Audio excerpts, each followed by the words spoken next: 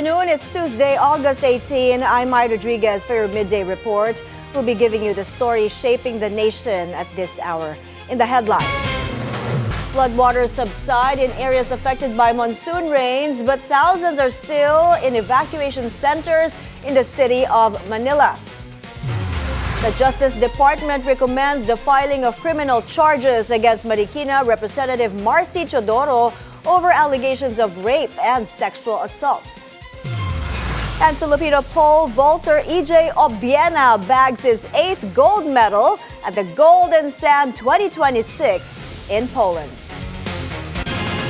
Cebu Governor Pam Baricuatro orders security inspections in all public and private schools across the province following the deadly shooting at a senior high school in Zamboanga. In a social media post, Baricuatro said she directed the PNP provincial director and all chiefs of police to conduct the inspections and heighten security measures.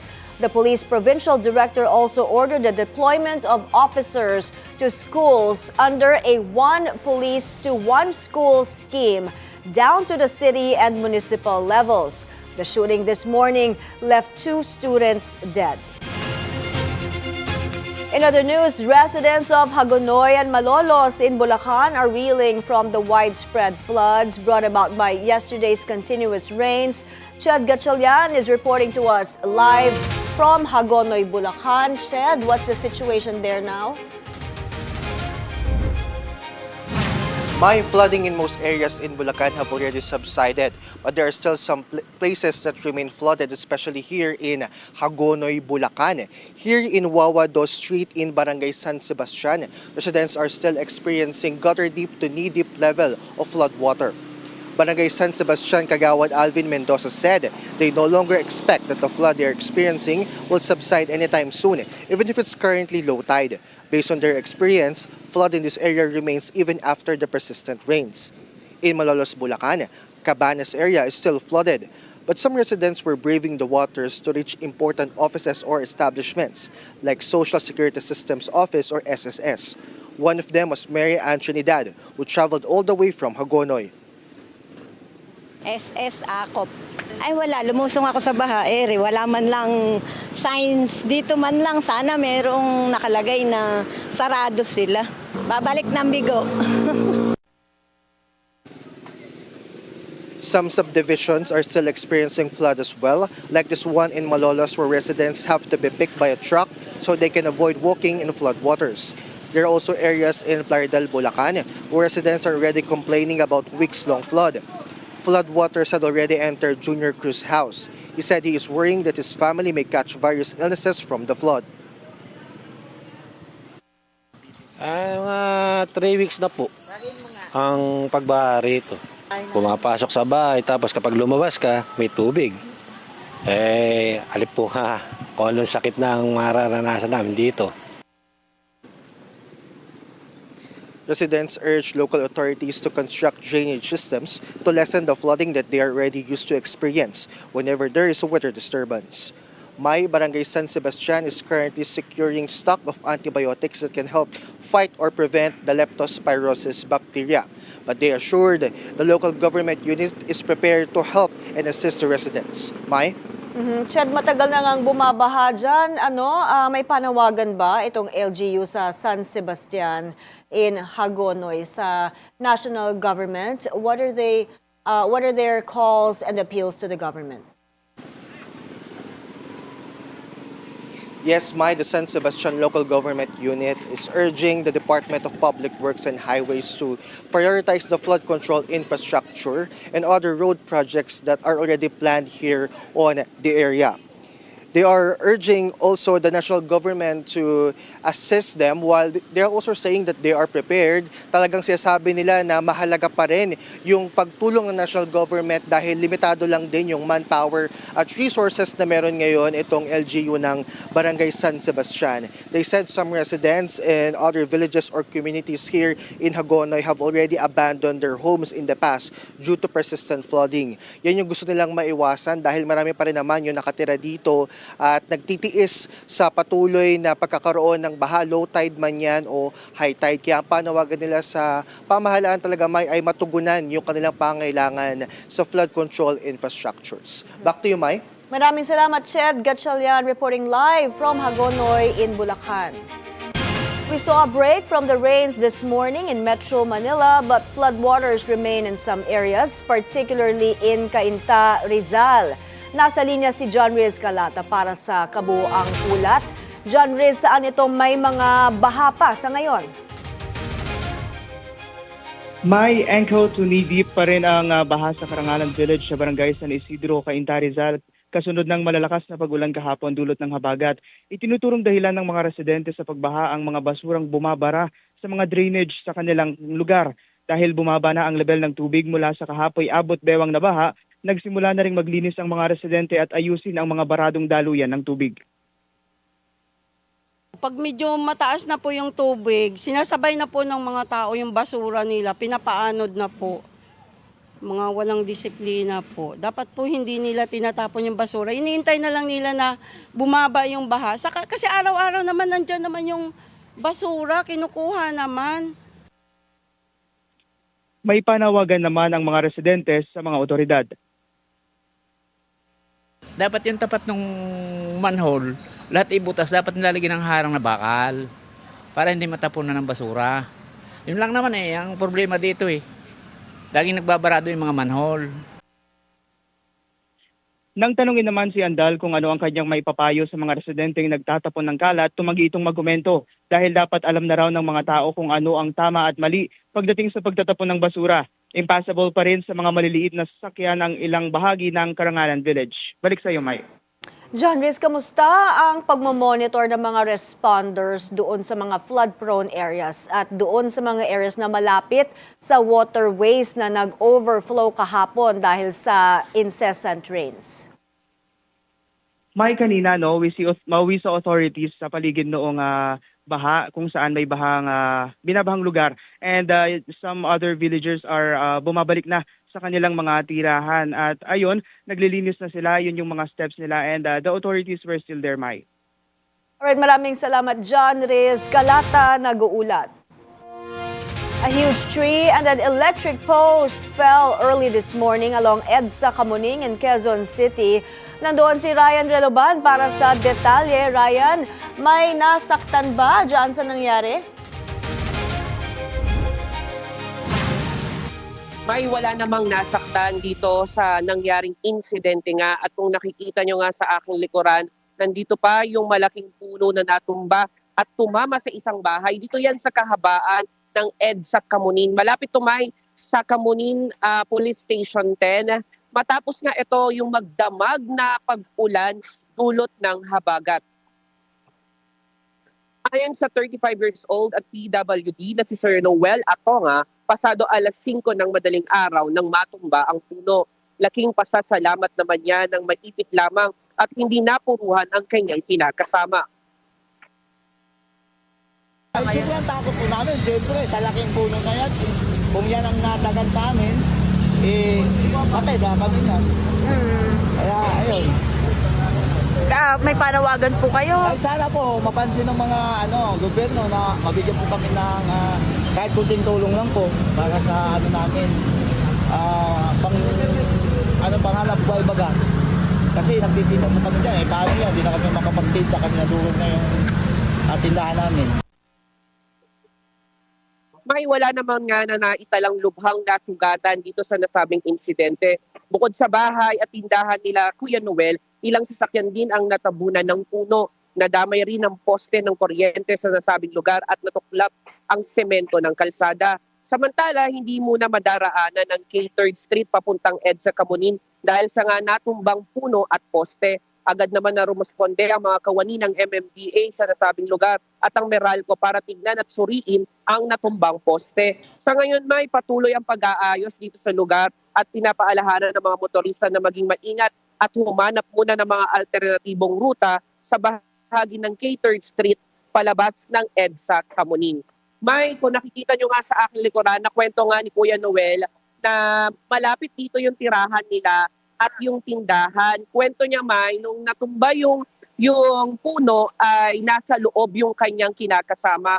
Kaya naging pahirapan sa kanila at hinila na nga lang niya yung kinakasama niya para hindi talaga masyadong maipit doon sa natumbang puno. At ayon naman kay Sir Noel, ay chinek na ng mga tauhan mula sa Quezon City LGU yung kanyang kinakasama at hindi naman agad naman na idadala or ipapadadala sa hospital dahil nga okay naman yung pakiramdam ng kanyang kinakasama. At may dito naman, ayon naman sa MMDA, sa pamunuan ng MMDA at Meralco, hindi pa nila tansya or wala pa silang maibigay kung kailan maaalis itong natumbang puno at poste.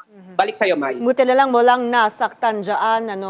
Pero Ryan, marami rin lugar dyan sa Quezon City ang binaha dulot ng napakalakas na ulan kahapon. Humupa na raw ang baha ngayon, pero kamusta na ang mga residenteng naapektuhan? May nakausap ka ba sa kanila at dun sa mga na-stranded din?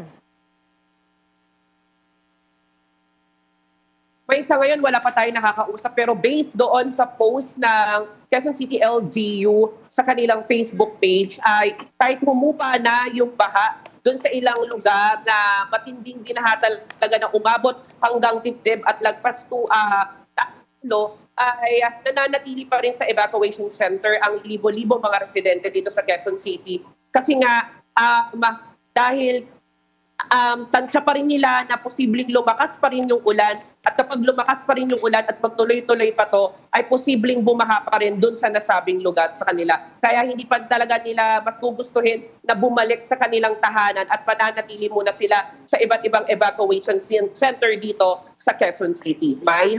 Maraming salamat, Ryan. Reloban nag-uulat mula sa Kamuning, Quezon City. In the city of Manila, thousands of residents remain in evacuation centers after yesterday's intense monsoon rains and severe flooding. Officials say the number of those displaced has reached more than 4,500. Narito ang report ni Chill Emprido. Kasalukuyan pa rin nasa evacuation center ang nasa 4,579 na individual o katumbas ng 1,500 families na inilikas dahil sa pagbaha kahapon sa lungsod yan ng Maynila. Mula ito sa District 1, 2, 3, 4, 5, 6 at sa Baseco. Kasunod nito, tuloy-tuloy ang pamamahagi ng pagkain sa mga residenteng pansamantalang lumikas sa pangunguna ng Manila Department of Social Welfare. Mula sa iba't ibang evacuation centers at satellite offices sa lungsod, nakatanggap na ng pagkain ng mga evacuee bilang bahagi ng patuloy na disaster relief operations ng pamahalaang lungsod ng Maynila. Kabilang sa mga nabigyan ng mga evacuee sa Baseco Satellite Office, Melchor Aquino Elementary School, Regidor Elementary School, Barangay 105 at mga evacuation center sa District 6. Wala naman ng pagbaha nararanasan ngayon sa lungsod ng Maynila ngayong araw ng Martes. Pero patuloy ang paglilinis ng mga lokal na otoridad sa mga basurang naiwan matapos na ang pagbaha kahapon. Chilemprido, Bilyonaryo News Channel. Heavy rains may continue until early Thursday as a low-pressure area enhances the southwest monsoon or habagat. BNC resident meteorologist Benison Estareja says the habagat may slightly weaken from Thursday to Saturday as the LPA moves towards Taiwan. But he says the habagat could strengthen again early next week if another weather disturbance develops over the Philippine Sea. He also notes that even small amounts of rain can now trigger flooding in some areas due to several factors. But then, i-consider din talaga natin na iba na talaga yung panahon before sa panahon ngayon na konting ulan nga lang, posible magkaroon talaga ng mga pagbaha because of the urban development, because yung population na rin at yung many other considerations, yung mga flood control natin. Up next, the Justice Department recommends the filing of criminal charges against Marikina Representative Marcy Teodoro over alleged rape and sexual assault. The details and more stories after the break. Keep it here on Midday Report.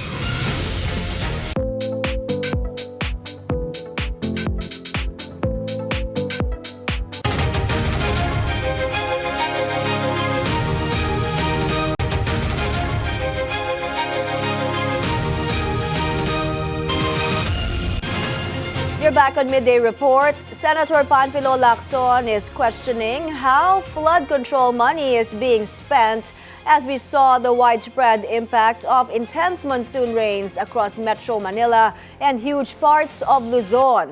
Hannah T. is on the line for more details. Hannah, go ahead. Yes, nearly 2 trillion pesos spent on flood control in 15 years. Yet flooding remains a problem. That's a point raised by Senator Ping Lacson as he questioned the results of government spending on flood management following another round of widespread flooding caused by the monsoon rains.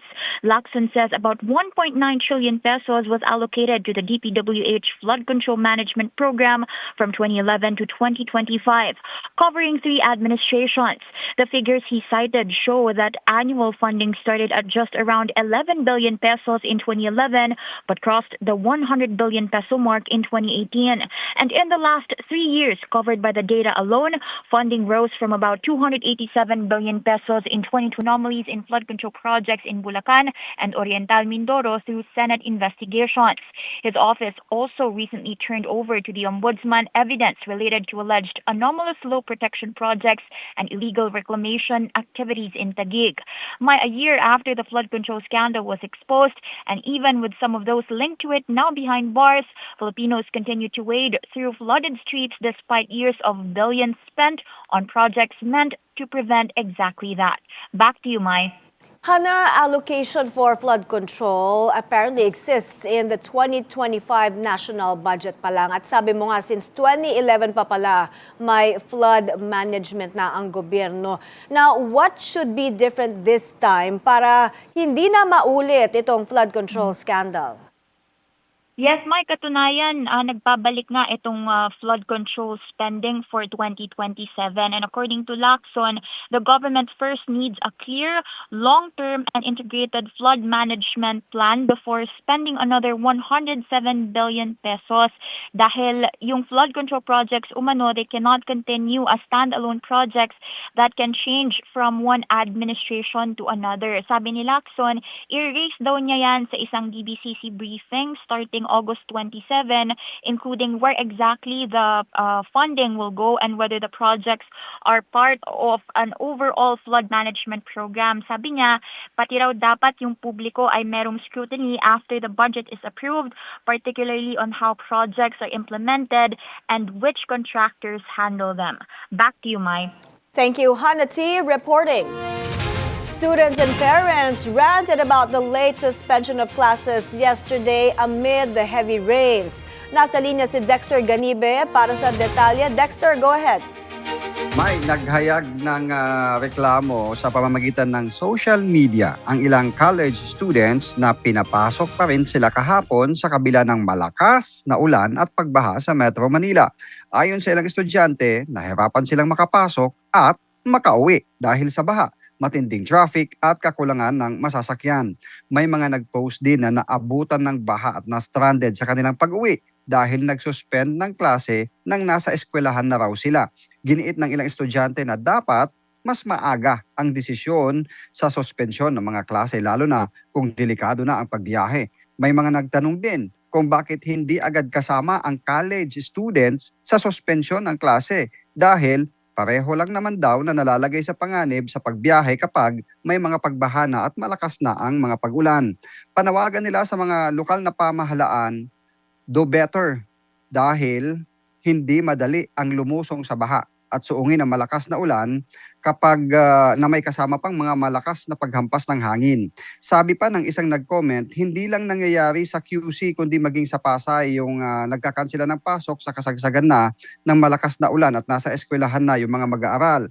Para sa mga estudyante hindi lang dapat ang pagpasok ang isinasaalang-alang kundi pati na rin yung kanilang kaligtasan sa pagpasok at pag-uwi sa kanilang mga bahay. Pero para sa ngayong araw, maagang nagkansela ng klase ang QC, kagabi pa nag-anunsyo at para na ito sa lahat ng level. Mai? Maraming salamat, Dexter Ganibe, nag-uulat. The Metro Manila Development Authority and the Department of Public Works and Highways admit more needs to be done while government agencies respond to the impact of the strong habagat. Let's now go to Ivy Reyes reporting live from Malacanang. Ivy? Yes, Mai, while the whole of government approach of the Marcos Jr. administration in the past 3 weeks of incessant rain proved effective in improving the flooding situation in the metro, admittedly, there's more to be done, according to DPWH and MMDA. This after flooding clogged major thoroughfares in the metro and had commuters stranded for hours. Mai, in a briefing with Pag-asa, DPWH, DSWD, and MMDA this morning, Pag-asa said that the rainfall dumped yesterday was half of Bagyong Ondoy's waters because from 11 a.m. to 2 p.m., the recorded rainfall was at 202 millimeters, about half of Ondoy's 381 millimeters. Now, on the government's flood mitigation projects, Secretary Vince Dizon said the Kamanava area saw a huge improvement compared to last year when all of its 6 pumping stations weren't working. Aside from getting these stations to work, improving the gaps of an area's dikes and establishing a navigational gate are the key measures Dizon saw to have eased the flooding situation in a flood-prone area like Kamanava. For areas like Bulacan, Dizon admitted there must be a special intervention done in this region as waters are coming from both the Pampanga River and the Manila Bay. So to resolve the flooding problem in the metro and key areas in Central Luzon, Dizon looks to water impounding systems or water detention basins to catch flood water and store them in specific areas. To do this, my DPWH has to coordinate with LGUs, and they also mentioned coordinating with the National Housing Authority or the NHA to discuss possibilities of relocating individuals who may be occupying the locations they deem ideal for this measure. Meanwhile, on the part of MMDA, General Manager Nicolas Torres said they'll study live streaming critical intersections during emergencies, such as yesterday's traffic jam. He added how privacy is their only concern, but believes high cameras can be used to resolve this issue and refrain from showing car plates. The MMDA also understands criticisms from the public on how traffic turned out yesterday amid flooded highways. And speaking of understanding, Malacanang makes a statement on the backlash received by First Lady Liza Araneta Marcos for posting her birthday sabbatical with the caption, and I'm quoting her, "Happy Monday, time to slow down, recharge, and enjoy the quiet." Malacanang acknowledges critics who view the post in bad taste and said the First Lady listens to these sentiments. But Malacanang also said the First Lady had been busy long before the birthday sabbatical and that her post was only meant to recognize the gift of life on one special day. On the question we've all been asking, when will we see sunny days? According to Pag-asa, we will see and expect sunny days by the end of August because rainy season, or at least the last 3 weeks, is expected to last until the remaining days of this week because the lower pressure area, 2 low pressure area in the northern Luzon and the West Philippine Sea are still being monitored. Right now, that's all the updates I have here from the palace. Ivy, on former DPWH Secretary Babe Singson's statement alleging that another form of anomaly in the department's convergence and special support program. Did Malacanang say anything about this? Yes, Malacanang did not deny the existence of the Convergence and Special Support Program, or CSSP, and they even threw the question back to Secretary or Ivy? But we just spoken with former Hello? Mai? Yes, go ahead. Hello, Mai? Yes. We just spoke with former. I'm going to read to you guys his response. According to Babe Singson, check the CSSP projects because it's the publicly available data and it's all there.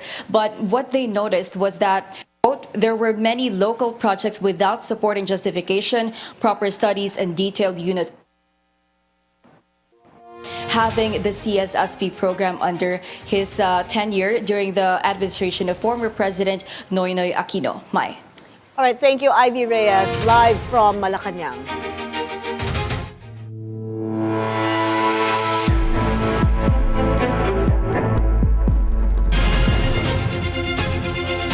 The House prosecution slammed some senator judges for allegedly leaving the session hall amid the impeachment trial of Vice President Sara Duterte.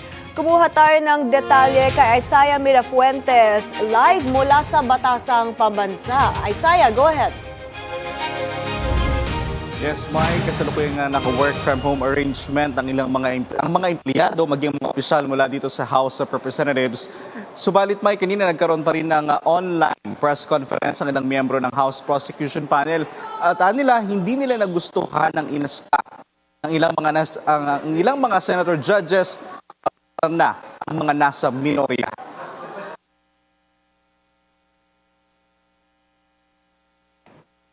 All right, we just lost Isaiah. We'll try to get back to him in a bit. President Bongbong Marcos and Vice President Sara Duterte will not reconcile. That's according to veteran journalist Mon Tulfo. Speaking on BNC's At the Forefront, Tulfo said the two officials may no longer see eye to eye. Malacanang previously said the president is open and willing to meet with anyone. I have a Tweety bird in Malacanang who told me that there was no way that Bongbong would reconcile with Sara after what she did to the president. Hindi ko maintindihan saan galing yung report na yun dahil si Sara is too proud to reconcile. So wala rin po sa personality ni VP Sara? Wala sa personality ni Sara yan eh. In other news, a legal battle involving Marikina Congressman Marcy Teodoro moves forward as criminal charges have been filed against him over alleged sexual assault and rape. Joash Malimban joins us on the line for details. Joash. The Department of Justice has charged Marikina Congressman Marcy Teodoro with 4 counts of rape through sexual assault and 1 count of acts of lasciviousness. The cases were filed before the Marikina City Regional Trial Court on August 13. The charges stem from complaints filed by 2 female police officers who previously served as Teodoro's close-in security personnel. In an August 5 resolution, the DOJ found sufficient basis to recommend the filing of 4 informations for rape through sexual assault and 1 information for acts of lasciviousness against Teodoro. Meanwhile, the DOJ dismissed the perjury complaint filed by Teodoro against the 2 police officers. Bilyonaryo News Channel has reached out to Teodoro for his side, but he has yet to respond to our messages. Mai. Maraming salamat, Joash Malimban reporting. Senate Bill number 1511 or the Enhanced Anti-Hospital Detention Act passes 3rd and final reading in the upper chamber. Under the bill, patients, newborn babies, and the remains of deceased patients may no longer be held by hospitals over unpaid bills or professional fees. Dexter Ganibe has the story. Pasado na sa ikatlo at huling pagbasa ang Senate Bill No. 1511 o Enhanced Anti-Hospital Detention Act. 18 ang bumoto pabor at 1 ang nag-abstain. Nag-abstain si Senator Panfilo Lacson dahil isa siya sa mga nagtatag ng isang ospital sa Cavite. I would just like to change my vote to abstain with the disclosure that I am a founding member of a local hospital in Cavite. Inamyendahan ng Senate Bill 1511 ang Republic Act No. 9439 para higpitan ang pagbabawal sa pagpigil ng mga pasyente, bagong silang nasanggol at labi ng pumanaw na pasyente o kamag-anak ng pasyente dahil sa hindi nababayarang ospital o professional fees. Multang hanggang 1 milyong piso at pagkakulong ng hanggang 6 na taon ang parusa sa mga opisyal ng ospital na mapatutunayang pumigil sa pasyente dahil lang sa mga nakabinbing bayarin nito. Iginiit ni Senator Risa Hontiveros na siyang principal author at principal sponsor ng panukalang batas na hindi binubura ng panukala ang lehitimong utang medikal. Hindi ito automatic, hindi ito basta-basta. Dadaan pa rin ito sa tamang proseso at sa implementing guidelines ng mga kinauukulang ahensya. And to be very clear, Mr. President, nowhere in this bill does it say that government automatically assumes every unpaid hospital bill. Kailangan pa ring lumagda ng valid promissory note ang mga indigent o walang kakayahang magbayad na may kaugnay sa garantiya o guarantee letter mula sa ahensya gaya ng DOH o DSWD. Dexter Ganibe, Bilyonaryo News Channel.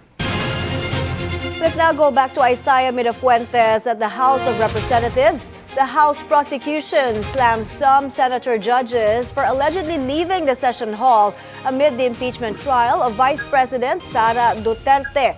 Isaiah, ano ang sabi ulit ng prosecution?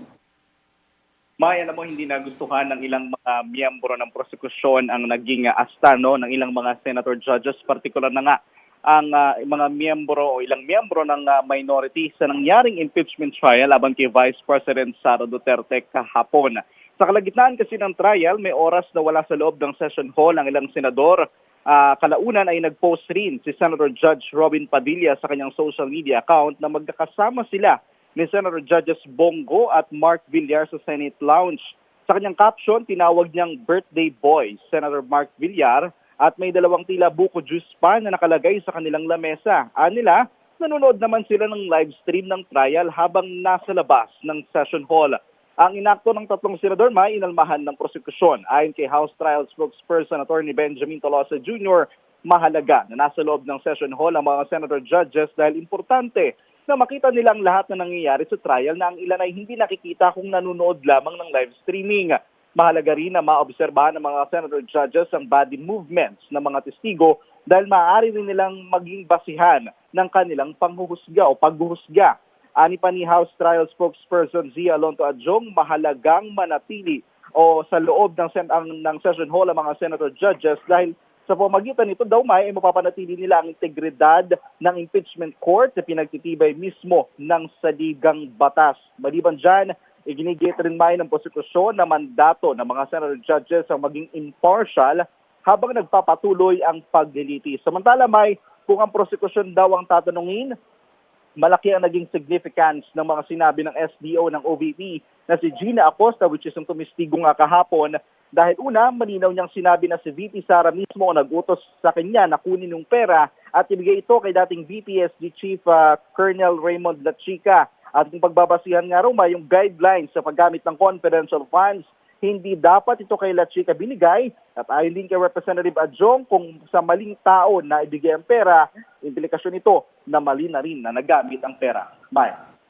Isaiah, this time wala pang nagsasabi na ang confidential funds ay binulsa o nagamit sa mali. Now, how will the prosecution prove na hindi ito napakinabangan ng taong bayan?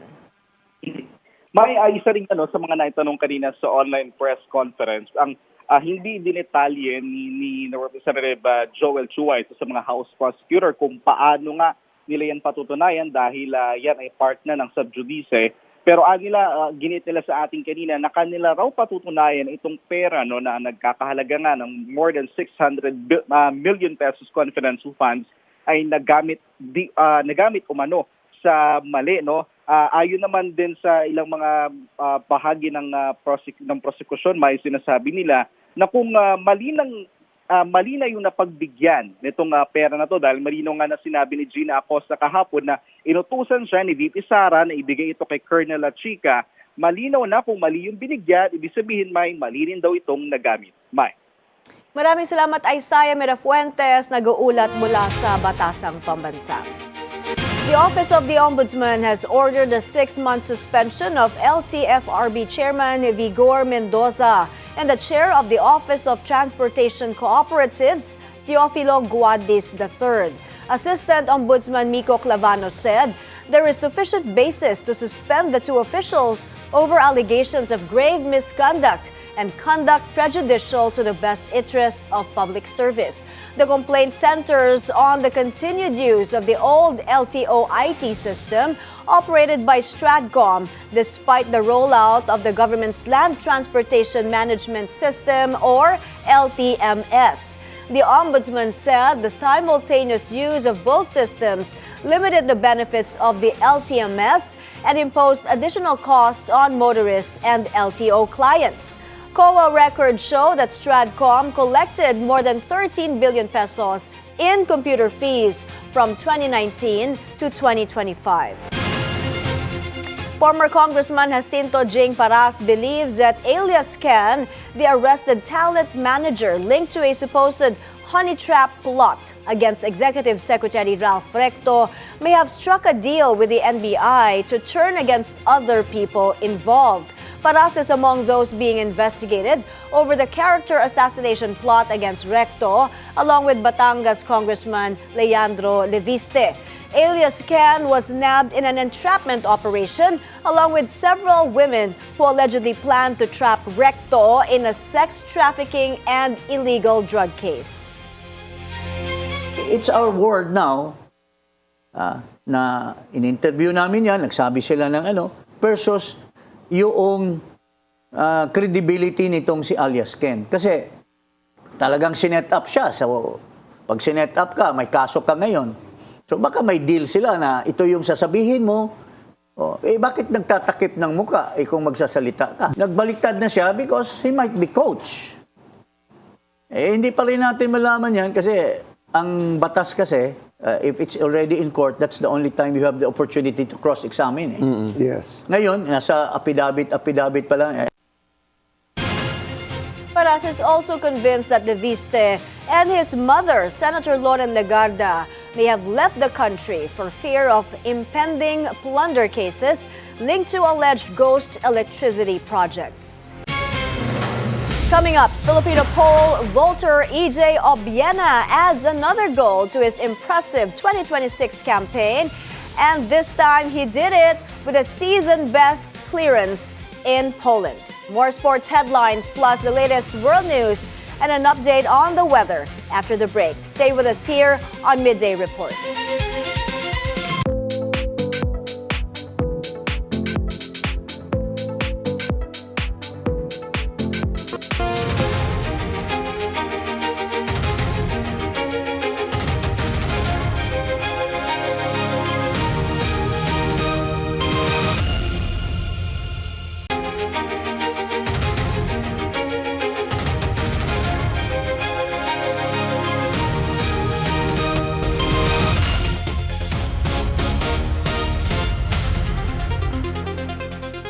U.S. President Donald Trump says Iran should surrender as talks to end the war remain stalled. The U.S. wants to ensure that Iran does not obtain a nuclear weapon and rejected extending an interim agreement. The previous agreement required the two sides to negotiate a final deal, but it had since broken down.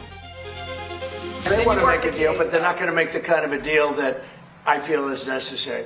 Look, we're in there for one reason. Iran cannot have a nuclear weapon. Meanwhile, Trump threatened to bomb Oman if it gets in the way of Washington's talks with Tehran. The U.S. and Oman have been negotiating separately with Iran to reopen the Strait of Hormuz after nearly 6 months of closure. In Colombia, early estimates on the damage from the 7.4 magnitude earthquake are at $9.5 billion. Colombia's president announced this 1 week after the quake struck on August 10. Latest reports place casualties from the devastating quake at 289 dead, over 4,000 injured, and 143 people still missing. Over in Venezuela, the death toll from the earthquake that hit late June has risen to 6,438. Officials said over 6,000 people have been rescued, while more than 86,000 have received hospital treatment. 335 homes had been delivered to affected families as buildings or thousands of buildings were considered high risk. The June 24 earthquake was the strongest to hit Venezuela in more than a century, with 2 quakes above magnitude 7 recorded within 1 minute.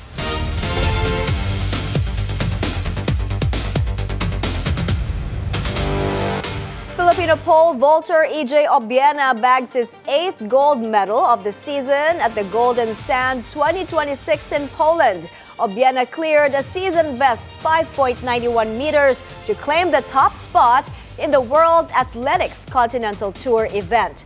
The 30-year-old, currently ranked world number 13, beat a strong international field to earn more ranking points. Obiena is targeting a return to the world top 10 as he prepares for the upcoming World Athletics Ultimate Championships.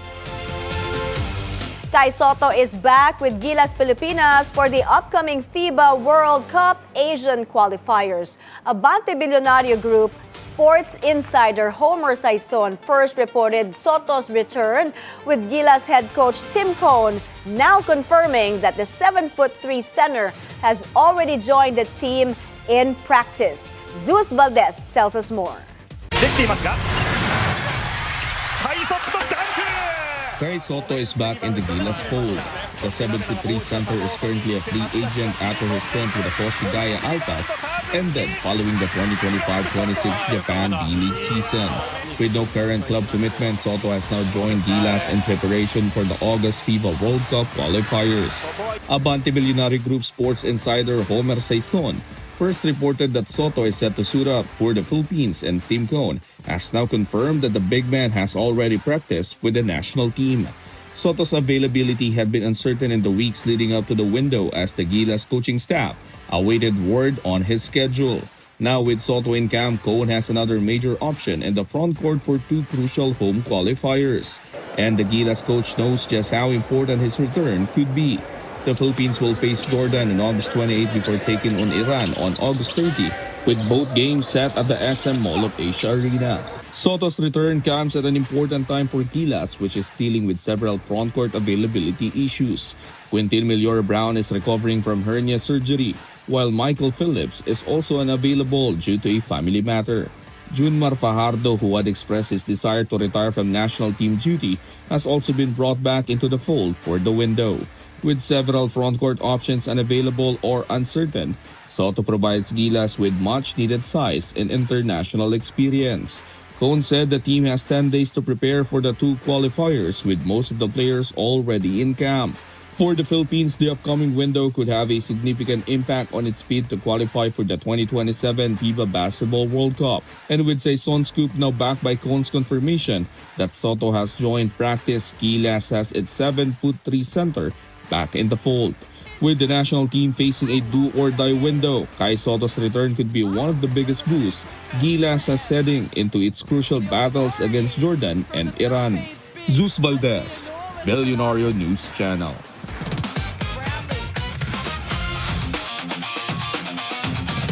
Anne Hathaway continues to make waves with her maternity style, choosing looks that accommodate her growing bump while keeping a polished red carpet feel. For her latest appearance, the actress wore Filipino designer Monique Loulier at her Disney Legends ceremony during D23 in Anaheim, California. Hathaway was among 11 honorees inducted as Disney Legends this year and took part in the traditional handprint ceremony. Styled by Erin Walsh, she wore Louilier's ivory watercolor floral crepe gown from the designer's Spring 2026 collection, featuring a colorful floral print and flowing A-line silhouette. BTS member Jimin gave one young fan a moment to remember during the group's sold-out concert in Arlington, Texas. Videos from the concert show Jimin stopping at the barricade to greet the girl, gently patting her head and leaning in for a sweet kiss before continuing along with the crowd. The brief interaction quickly went viral, with fans saying the singer's warm gesture captured his caring side. The moment became even more meaningful after fans identified the girl as a Make-A-Wish recipient attending the concert through the foundation's program for children living with critical illnesses. The encounter touched armies online who praised Jimin for taking the time to make the young fan feel seen during the massive concert. And that's the Midday Report. I'm Mai Rodriguez. I'll see you again tomorrow at 1 p.m. Stay informed and stay safe.